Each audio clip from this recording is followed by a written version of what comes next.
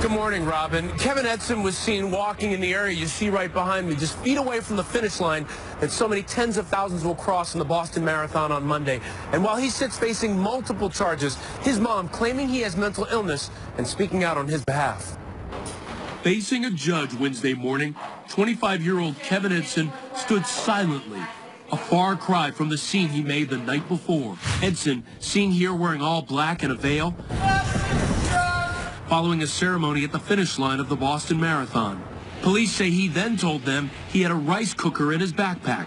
As a precaution, the bag was blown up.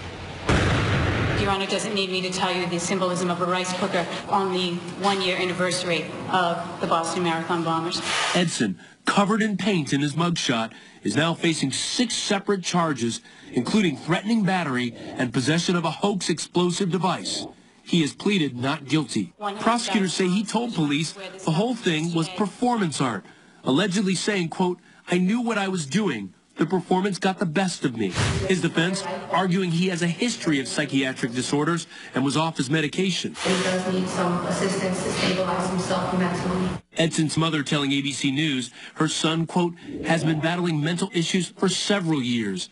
And, quote, to have this happen on the one-year anniversary of such a horrific crime is unfathomable. Edson's brother also telling us, quote, my brother is a different kind of sick. What he did at the finish line is absurd and shameful.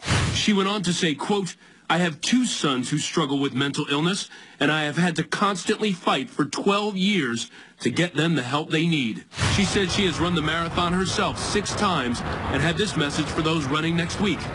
Quote, run strong and enjoy the wonderful feeling as you cross that finish line. Meanwhile, marathon organizers say they are stepping up security for Monday's event.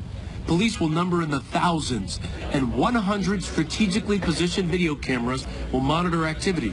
Spectators are strongly discouraged from bringing backpacks. This will be the safest place on the planet on April 21st. But with the race just 4 days away, a city, Boston strong, is still on edge.